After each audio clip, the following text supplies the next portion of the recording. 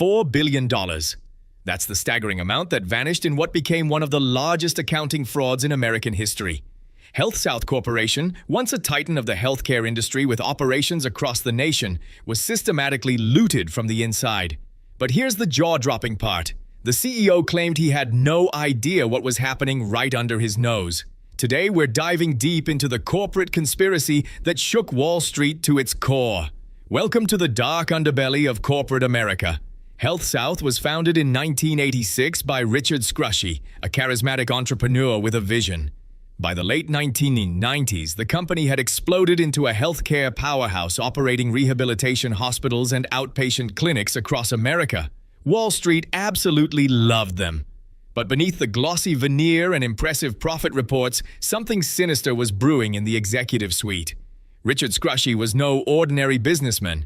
He started as a respiratory therapist, working his way up through sheer ambition and business acumen. By the time HealthSouth was booming, Scrushy was living a lifestyle of the ultra-wealthy. Mansions, yachts, private jets, and a hunger for power that seemed insatiable. He demanded growth. He demanded profits. And he didn't care how his subordinates delivered them. The pressure from the top was absolutely suffocating. Scrushy set aggressive growth targets and profit margins that were nearly impossible to achieve legitimately. Quarterly earnings had to consistently beat Wall Street expectations. Miss a target? You'd face his legendary fury. Miss two? Start updating your resume. This created a toxic culture where ambitious executives would do anything to meet impossible demands. That's when the fraud began.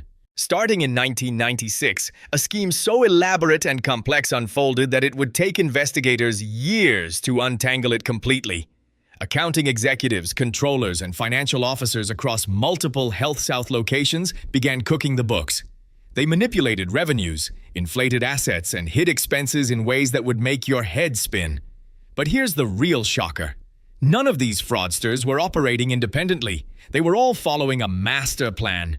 And it came straight from the top. So who was orchestrating this massive criminal conspiracy? Enter the co-conspirators. Ernst Stitsworth was the controller at HealthSouth's corporate headquarters. Malcolm McVeigh was another key player in the accounting department. These weren't low-level employees. They had direct access to financial systems and reporting structures. They began receiving explicit instructions from upper management: falsify entries, overstate revenues, hide liabilities. The instructions were sometimes coded, sometimes direct, but always crystal clear. The mechanics of the fraud were sophisticated. HealthSouth would record revenue that didn't exist, phantom patient visits, treatment procedures that never happened, services billed to insurance companies that were pure fiction. They inflated inventory values on the balance sheet. They created fake contracts with non-existent vendors. They recorded expenses in wrong periods to smooth out earnings reports. It was a masterclass in white-collar crime. And the auditors? The external auditors? Ernst Young conducted HealthSouth's audits year after year, and somehow they missed everything. How does a legitimate audit firm fail to catch a $4 billion fraud? Either they were complicit, criminally negligent, or the conspiracy was just that good at covering its tracks. This raised serious questions about the entire auditing profession. Between 1996 and 2003, HealthSouth's reported earnings grew like clockwork.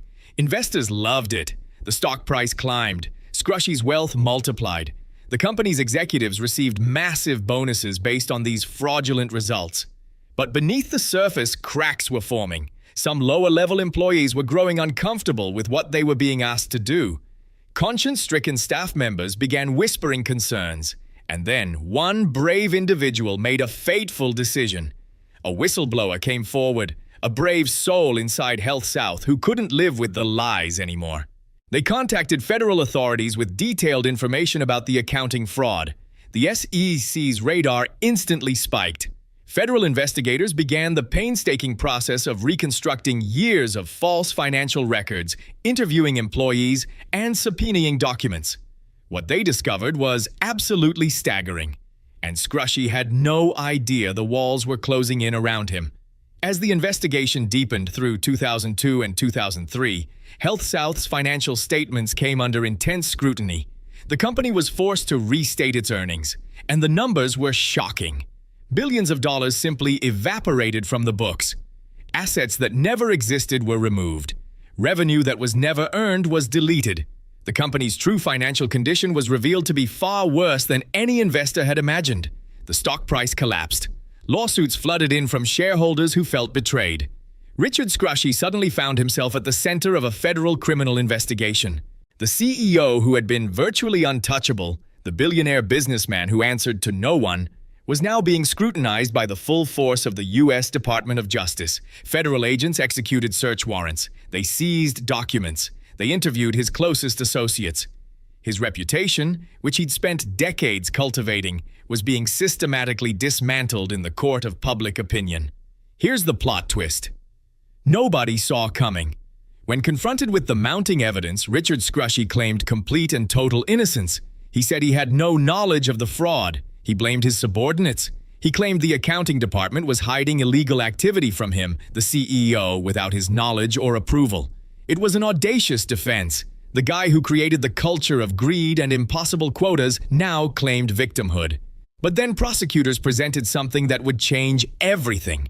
The prosecution introduced emails, memos, recorded conversations. They built a case showing that Scrushy had explicitly directed subordinates to manipulate earnings. He'd told accounting executives which numbers to hit. He'd approved fraudulent adjustments. He'd known exactly what was happening and had orchestrated the entire scheme from his executive suite. His defense that he was an ignorant figurehead was crumbling in real time. His co-conspirators started rolling over. One by one, HealthSouth executives pleaded guilty and agreed to testify against Scrushy. Ernst Stitsworth, Malcolm McVeigh, CFO Russell Scrushy's own cousin. They all admitted their roles in the fraud and began cooperating with the government in exchange for reduced sentences. Their testimony was devastating. They painted Scrushy as an obsessive, controlling CEO who demanded fraud and threatened anyone who refused. But Scrushy remained defiant. He insisted he would fight the charges. Little did he know what was coming next. The trial of Richard Scrushy began in January 2005. It was a spectacle. Media outlets covered every single day. The courtroom was packed with journalists, investors, healthcare industry observers, and curious citizens. Prosecutors methodically presented evidence of the systematic fraud. Witness after witness testified about Scrushy's explicit directions to commit accounting crimes. The defense argued he was being scapegoated by subordinates. It came down to who the jury would believe. The jury deliberated for weeks. The pressure was absolutely immense. Billions of dollars in fraud. Thousands of defrauded investors. The entire integrity of American corporate governance was on trial. Then, on June 18, 2005, the jury reached a shocking verdict. Not guilty on all charges. Scrushy walked free. Investors were stunned. Healthcare leaders were bewildered. How could the man at the center of a $4 billion fraud escape criminal consequences? But wait, the story doesn't end here. While Scrushy won his criminal trial, he lost everything in civil proceedings. The SEC sued him separately, and he was forced to pay millions in settlements. Investors who sued for securities fraud received billions in settlements from HealthSouth and its auditors. Scrushy's reputation was permanently destroyed. His wealth was decimated by legal fees and settlements.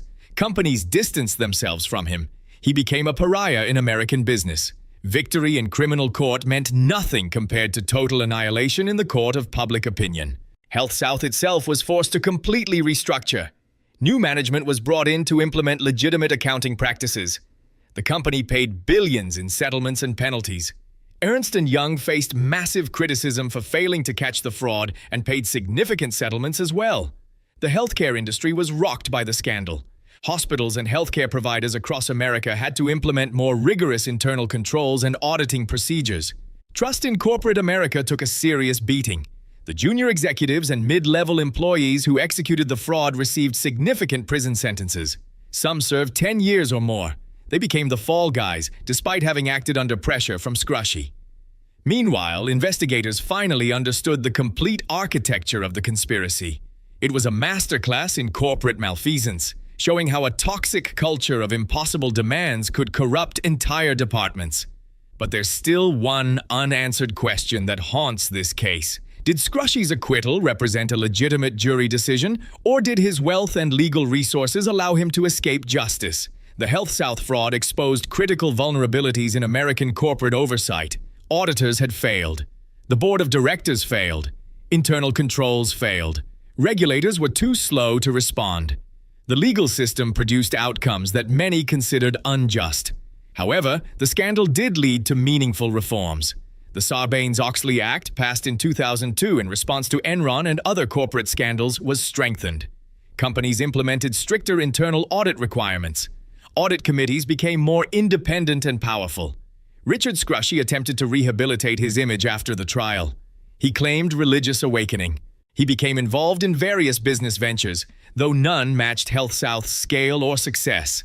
But his name would forever be associated with corporate fraud. His legacy wasn't that of a visionary entrepreneur. It was that of a man who built an empire on lies. He demonstrated how charisma, confidence, and ruthlessness could corrupt an entire organization, affecting thousands of employees, investors, and patients.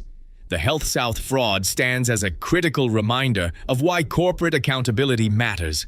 It demonstrates that no executive is too powerful to be investigated. It shows that fraud schemes, no matter how sophisticated, eventually collapse under their own weight.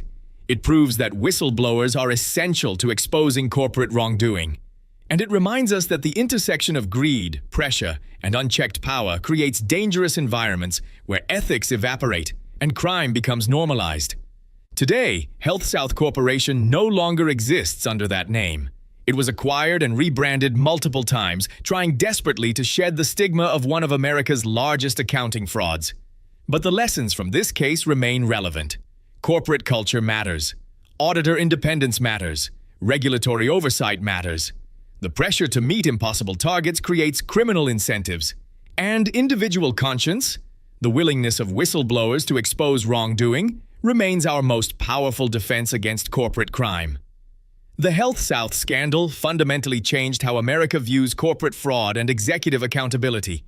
It's a story of ambition gone wrong, of greed corrupting an entire organization, and of how one man's hunger for power devastated thousands of lives. But it's also a story of resilience, how the system eventually caught the fraud and demanded accountability. Thank you for watching this deep dive into one of corporate America's darkest chapters. If you enjoyed this exposé, please subscribe to our channel for more incredible stories about financial fraud and corporate crimes. Hit the bell icon to get notifications when we upload new videos. And let us know in the comments, what's the most shocking financial fraud story you've heard about? Thanks for being here, and we'll see you in the next one.